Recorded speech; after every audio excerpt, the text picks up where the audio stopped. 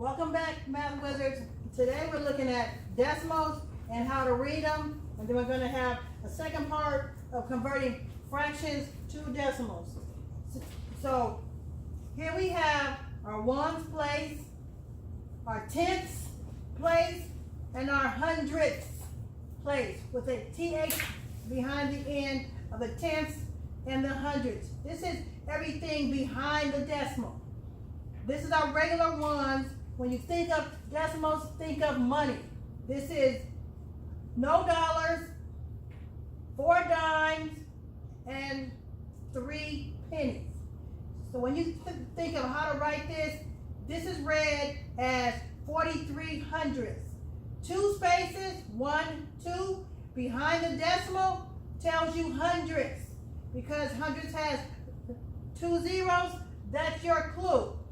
So the way you write this as a decimal is 0.43, and then as a fraction, you write it as 43 over 100. Anything behind the decimal, 1 space is a tenth. 2 spaces is a hundredths. So here we have 43 100ths, and then we read it as a fraction as 43 over 100. Let's go on to number 2. Our second one, we have a 0.3. We don't have any hundredths over here. So we only have a tenths place. So when you read that, you've got 3 tenths. 0.3. 1 space behind the decimal tells you tenths. So we only have 1 space. If I'm going to write that as a fraction, it will be 3 over 10. 3 tenths. 1 space tells me tenths. 2 spaces tells me hundred. But because nothing is here, it might as well be a 0. When you have a tenth, it can also be equal to a number that is in the hundredths, because this can actually be a 0. So if you multiply your 3 tenths times the 10 over 10, it would give you 30 100ths. So always know that any tenth, if you add a 0 here and here, you will end up with this. So they are, in fact, equivalent fractions. That's a side note. Number 3. Now we have a number in front of the decimal. This is our 1. This is our ones place. So we actually have $1.36, or 1 36 hundredths. Because we have 2 spaces behind the decimal, we know hundredths place. So to write that as a decimal, 1.36 or $1.36. If I'm writing it as a fraction, I'm going to have a mixed number because this is a whole number. 1 and 36, 2 spaces tells me 100. 1 and 36 out of 100. If I'm making a picture, that looks like the 100 flat, 100 pennies. I've got 3 tens, that's 3 tenths, and 6 singles. So 1 and 36.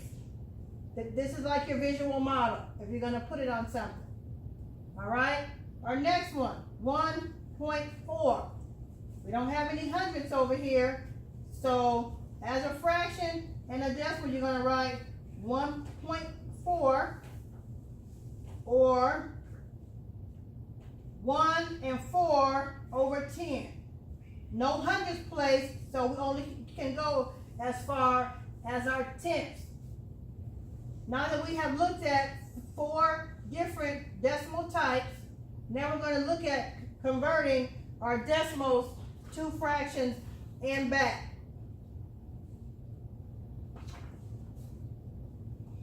So here we have 17 over 100. What do you think 17 over 100 would look like if I'm writing it as a decimal? If we just learned that two numbers over the 100 would be 0.17. This decimal reads 1700ths, the same as this.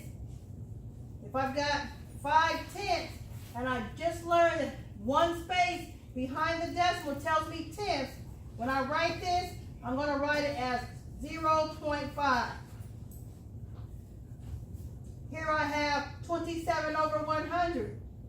Well, this doesn't seem too complicated. I'm going to have 0.27. That's my decimal. 27 hundredths. Two spaces, 1, 2 behind the decimal, definitely tells me hundreds. Hundreds have 2 zeros, 2 spaces behind. Tenths have 1 zero, 1 space behind. That's your natural connection. Here I have 2 hundredths. So I still need to have 2 spaces behind the decimal. That's 0.02. That tells me 2 single unit cubes. 1, 2. Not the same as 20 when you have 0.2. They are very different. And I'll show you that when we do 6 and 8. Here we have 87 over 100. That is 0.87.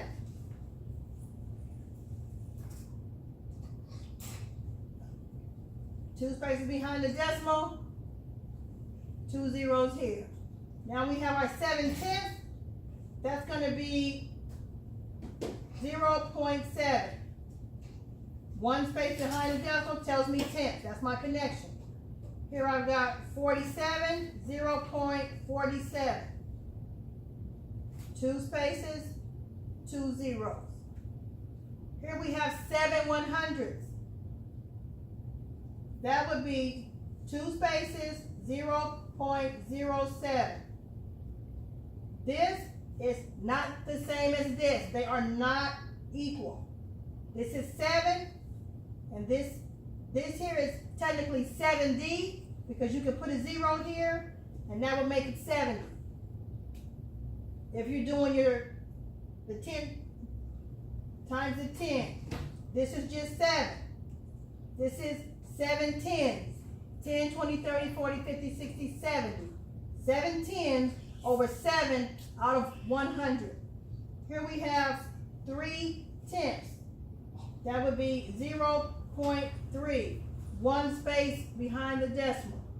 Now I have all this space here to show you the difference between 7 100ths and 7 tenths. Even if I multiply this times the 10, I would get 70 100ths. If I multiply this one by the 10, I would get 70 over 1,000.